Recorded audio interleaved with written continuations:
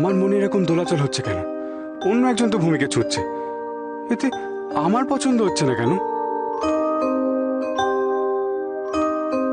কে এই মেয়েটাকে ছুঁচে তাতে আমার কি? এ তো আর সেই ভূমি নয়, কিন্তু তবু কেন কিছুতেই ব্যাপারটা আমি মানতে পারছি না।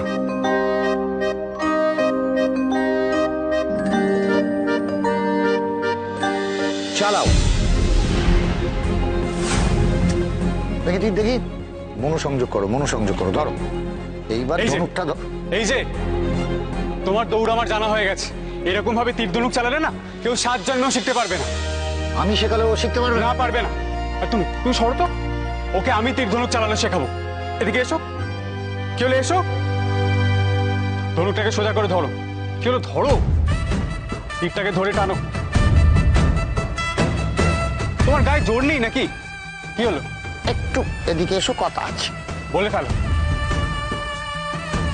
পেটে পেটে এত জিনিসে না না, ঠিক শেখাও, শেখাও, হাতে ধরে শেখাও, শেখাও।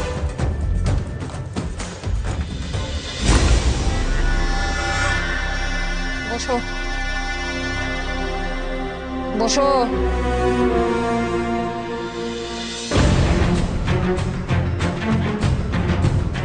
হঠাৎ এত খাতির কেন মোহিনী? তুমি তো আমার সব ক্ষমতা কেড়ে নিয়েছ, শক্তি কেড়ে নিয়েছ, আমার কুমিরের মুখে ঠেলে দিয়েছ, কারাগারে বন্দি করেছ। তা আজ হঠাৎ এত খাতির করে সামনে বসালে কেন মোহিনী? কি চাও তুমি আমার থেকে? তুমি তো সবই জানো ত্রিশূল বাবা, বলে ফেলো। তোমার নাবিকের কাছ থেকে মানচিত্রের কথা শুনে তুমি ঠিক কি বলেছো ওকে? তুমি কি সেটা জানতে পারোনি মোহিনী? নিশ্চয়ই জেনেছ, এটা আমার ধারণা। তুমি আর কি জানতে চাইছো আমার থেকে? দিব্যাচার্য। বলো ত্রিশূল বাবা, দিব্যাচার্যকে? তুমি ভাবলে কি করে তোমার সব প্রশ্নের উত্তর আমি দেব?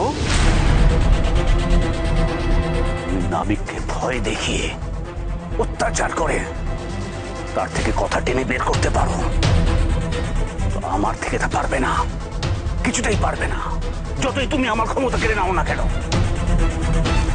তুমি আমাকে অত্যাচার করবে, কিচ্ছু হবে না, কিচ্ছু হবে না, আমার শরীরে কোনো কষ্টই নেই। তাই যত অত্যাচার করবে আমি সহ্য করে নেব, কিন্তু তোমার একটা প্রশ্নের উত্তর আমি দেব না, দেব না।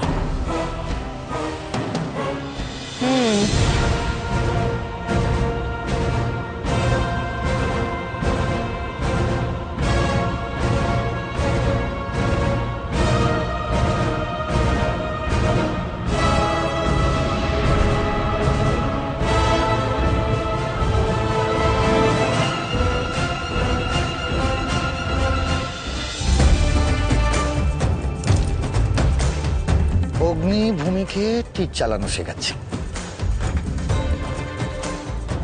কি হলো অগ্নি? টিক্কা তোমায় যেমন করে তীর চালানো শেখাচ্ছিল না, এই শিখতে শিখতে তোমার চুল সাদা হয়ে যেত। টেক্কাকে কেন দোষ দিচ্ছ?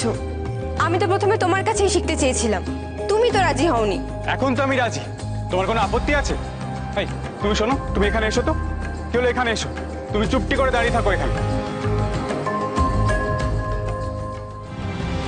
শোন, ভালো তীরন্দাজ হতে গেলে আগে হাওয়াকে বুঝতে হবে। হাওয়ার গতি বুঝে গেলেই অর্ধেক কাজ শেষ। শুধু গায়ের জোরে তীর ধনুক চালানো যাবে না।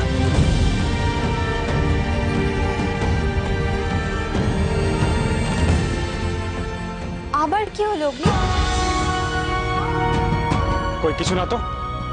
শোনো, তীর ছোড়ার সময় তোমাকে সব থেকে আগে যেটা মাথায় রাখতে হবে সেটা হলো বাতাসের গতিবিধি। বাতাস হলো তীরের সবচেয়ে বড় বন্ধু, তেমনি তীরের সবচেয়ে বড় শত্রু।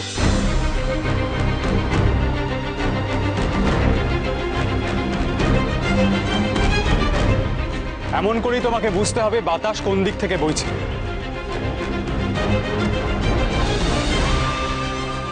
আমি জঙ্গলে মানুষ হয়েছি অগ্নি, আমার এসবের দরকার হয় না।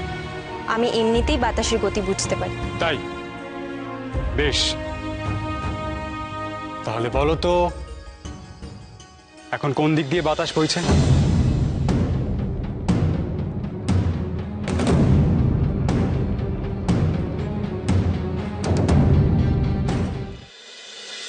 এখন কোনো বাতাস বইছে না, চারপাশ থমথম করছে। বেশ,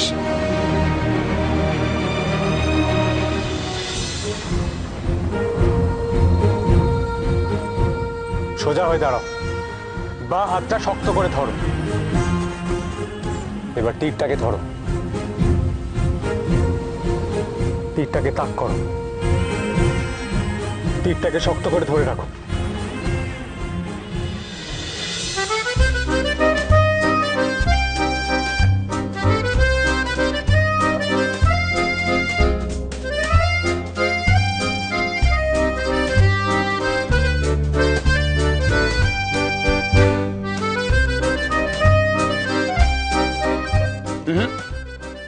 কোনোই নামবে না, কোনোই ঠিক বাঁ হাতে সমান্তরাল ভাবে থাকবে।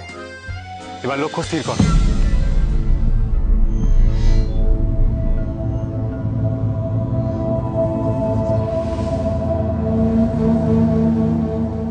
এত আগে থেকে টানছো কেন? এত আগে থেকে টানবে না। টানবো না? না, টানবে না।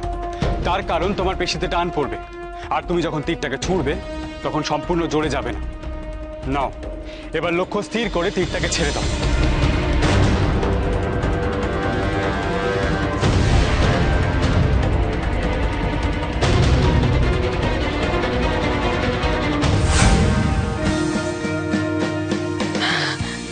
খুব ভালো, খুব ভালো, খুব ভালো ভূমি।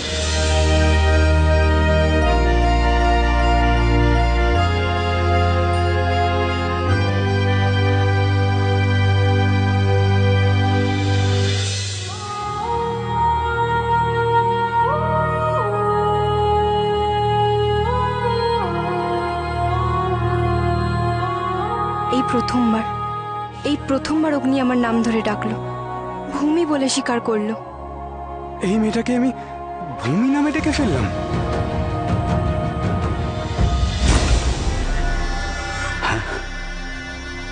তাহলে আমার ধারণাই ঠিক। এই মানচিত্র তো দিব্যাচার্যের কাছে থাকার কথা, এর অর্ধেকটা মোহিনীর কাছে এলো কি করে? মুখের ভাব দেখে মনে হচ্ছে ত্রিশূল বাবা এই মানচিত্র খুব ভালো করে চেনে।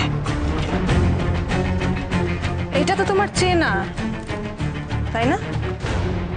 না না ত্রিশূল বাবা, মুখের ভাব লুকোনোর চেষ্টা করো না, করো না। এটা যে তোমার চেনা সেটা তোমার মুখ দেখে আমি বুঝতে পেরে গেছি। এই মানচিত্র তুমি কোথায় পেয়েছো? মানচিত্র যার কাছে থাকার কথা সে তো সহজে হাতছাড়া করবে না। আমি কোথায় পেয়েছি? এই মানচিত্র আমি যার কাছ থেকে পেয়েছি তাকে আমি মেরে ফেলেছি।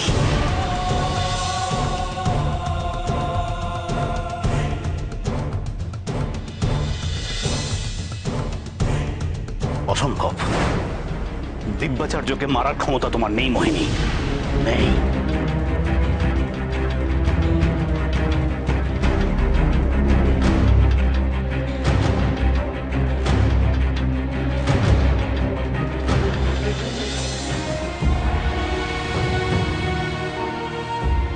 দেখলে দেখলে আমি বলেছিলাম তুমি ঠিক পারবে। তুমি যদি এভাবে তীর চালাও তাহলে কে বুঝবে আজ তুমি প্রথম তীর চালানো শিখেছো। সাবাস, তুমি গুণী মেয়ে, চট করে শিখে নেওয়ার ক্ষমতা তোমার আছে, তোমার হবে। তোমরা এমন ভাবে বলছো যেন কি নাকি বিরাট কাজ করে ফেলেছি। না না, তুমি সত্যি খুব ভালো কাজ করেছো ভূমি।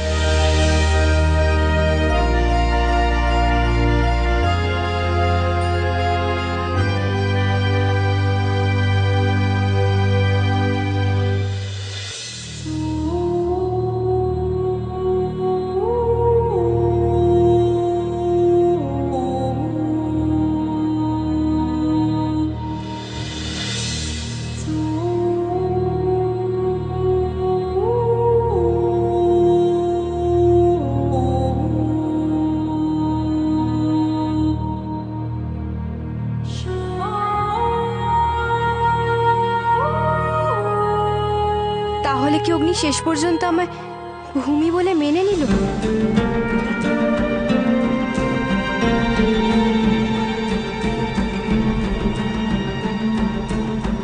সবাই আকাশের দিকে তাকাও।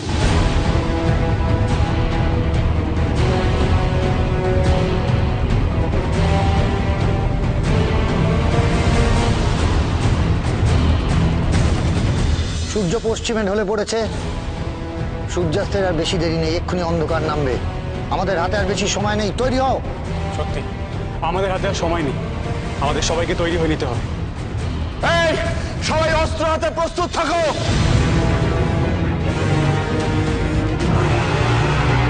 হৈমি, হৈমি, তুমি এই গ্রামের মেয়েদের সঙ্গে তাদের ঘরে গিয়ে থাকো। না, আমি ঘরে যাব না। আমি প্রধান দরজায় পাহারা দেব। কি বলছো তুমি? তুমি অস্ত্র চালাতে জানো না, তুমি কি করে ওদের সঙ্গে লড়াই করবে?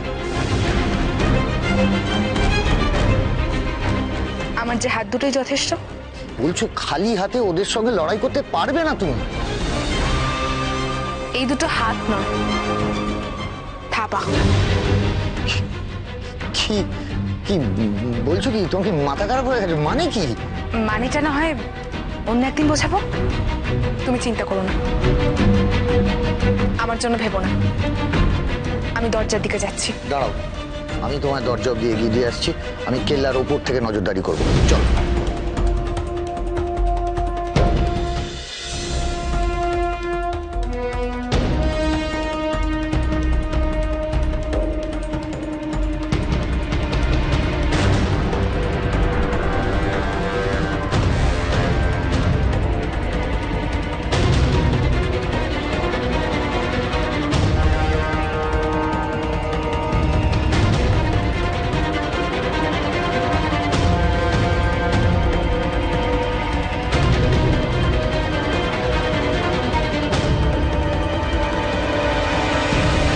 অসম্ভব। দিব্যাচার্যকে মারার ক্ষমতা তোমার নেই মোহিনী, নেই। ও, তার মানে মানচিত্রের বাকি অংশ রয়েছে দিব্যাচার্যর কাছে। তার মানে মানচিত্রের এই অংশ মোহিনী দিব্যাচার্যের কাছ থেকে পাইনি। আর কিচ্ছু করার নেই ত্রিশূল বাবা। একবার যখন মুখ ফসকে তুমি দিব্যাচার্যের নাম বলে ফেলেছো, তখন দিব্যাচার্যের হদিশও দিতে হবে তোমাকেই। কি হলো, চুপ করে আছো কেন? কোনো লাভ নেই চুপ করে থেকে। দিব্যাচার্যকে কোথায় পাবো ত্রিশূল বাবা, বলো আমাকে। এই মানচিত্রের সঙ্গে দিব্যাচার্যের কি সম্পর্ক বলো? আমি সবটা না বুঝে এটা কি করলাম? মুখ ফসকে দিব্যাচার্যের নামটা কেন বলে ফেললাম? মোহিনী যদি এবার দিব্যাচার্যের কোনো ক্ষতি করে? না না, মোহিনী তা করতে পারবে না, কারণ দিব্যাচার্য হলো শুভ শক্তির অধিকারী। ভেবে সময় নষ্ট করে কোনো লাভ নেই ত্রিশূল বাবা। দিব্যাচার্যকে তো আমি ধরবই।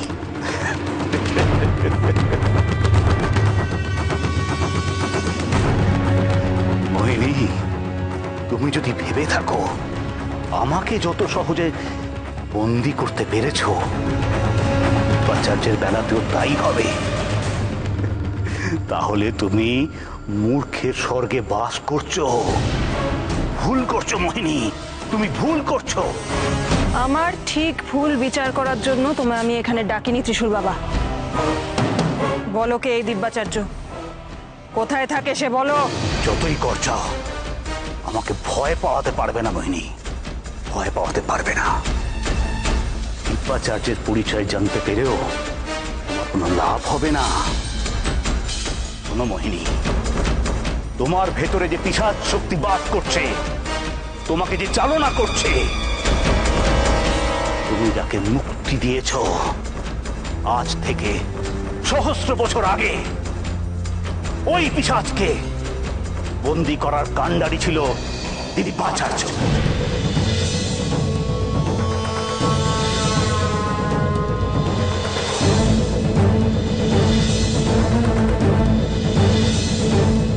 বলো কে এই দিব্যাচার্য, বলো। এখনো বলবে না?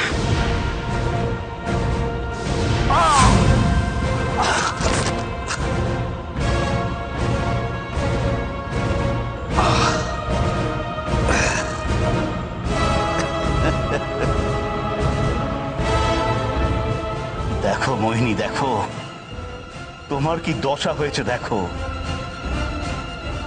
রূপনগরের ক্ষতি করতে চেয়ে পিশাচকে মুক্তি দিয়ে তুমি সব থেকে নিজের বড় ক্ষতি করেছো। কি ছিল না তোমার, হ্যাঁ? রানীর সম মর্যাদা পেতে তুমি রূপনগরে, আর এখন এখন তোমার কি দশা হয়েছে দেখো।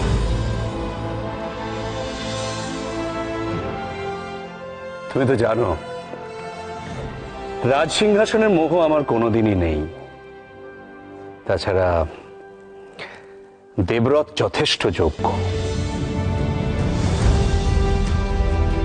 কি দেননি মহারাজ দেবব্রত? থাকার জন্য এত বড় মহল দিয়েছেন, এত দাসদাসী। তাছাড়া যে কোনো কঠিন সিদ্ধান্ত নেওয়ার আগে উনি আমার সঙ্গে পরামর্শ করেন। তুমি কি পাওনি মোহিনী? তুমি তো এ রাজ্যে রানীর মতো সম্মান পাও। আমি আমি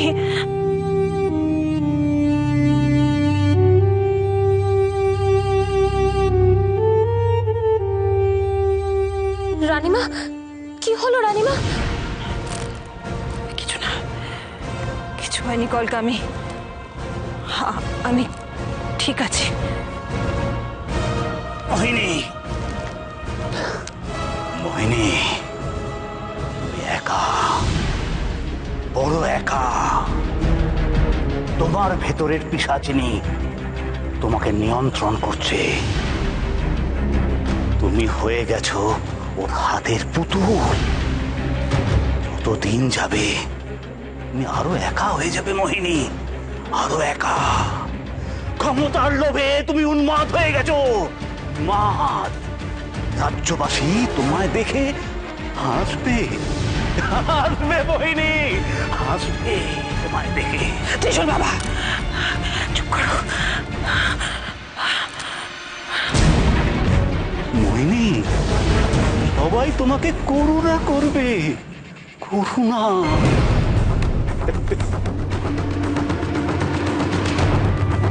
কি ভেবেছো তুমি? কি ভেবেছো?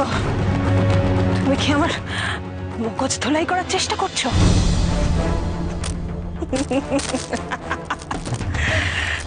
তোমার কি মনে হয় তুমি সেটা পারবে ত্রিশূল বাবা? কোনোদিনও না, কোনোদিনও পারবে না। না মোহিনী, মগজ ধোলাই নয়, আমি তোমাকে সত্যিটা বলার চেষ্টা করছি মোহিনী। পিশাচ শক্তির ভেতর থেকে বেরিয়ে এসো, তবে তুমি শান্তি পাবে।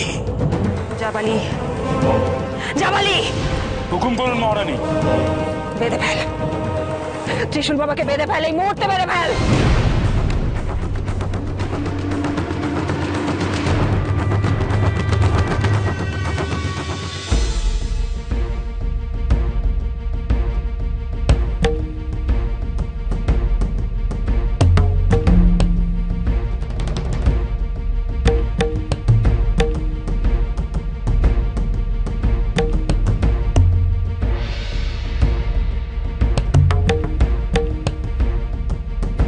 বেশি এবার অন্ধকার নেমে আসবে। সতর্ক থাকো, কারণ আমরা জানি না ডাইনিরা কখন কিভাবে কোথা থেকে আক্রমণ করবে। আমি সতর্ক আছি টেক্কা। অগ্নি, তুমি আমায় ভূমি বলে ডেকেছো, আর কি আমায় অস্বীকার করবে?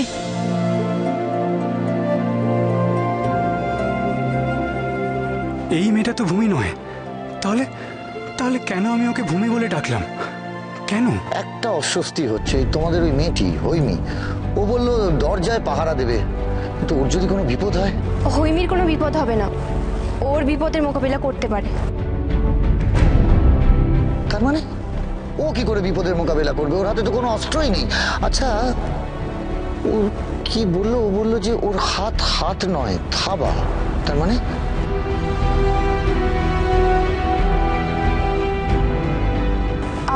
হৈমি ওর হাত দুটোকে থাবার মতো ব্যবহার করতে জানে।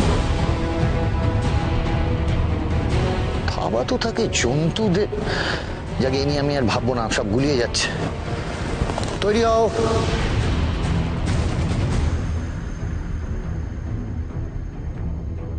এবার অন্ধকার নেমে আসবে, সতর্ক থাকো, সবাই সবার অস্ত্র তৈরি রাখো।